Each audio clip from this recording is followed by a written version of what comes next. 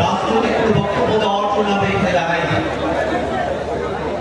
আমরা মুসলিমরা বিশ্বাস করি ইফতারের পূর্ব মুহূর্তে মহান রব্বুল আলামিনের কাছে যে আরতি, যে দোয়া, যে কামনা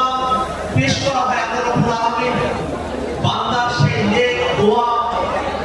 সেই চাওয়া পাওয়াগুলোকে আল্লাহ রব্বুল আলামিন পূরণ করেন। আজকে ইফতারের পূর্ব মুহূর্তে দাঁড়িয়ে আমরা আল্লাহ রব্বুল আলামিনের কাছে চাই, গত জুলাই আগস্টে আমাদের ভাইদেরকে যারা নির্মমভাবে নিপীড়ন করেছে, যারা গুলি করেছে, যারা চাপাতি দিয়ে কুপিয়েছে, যারা পুড়িয়ে ফেলেছে, যারা হত্যা করেছে, বক্তব্যগুলো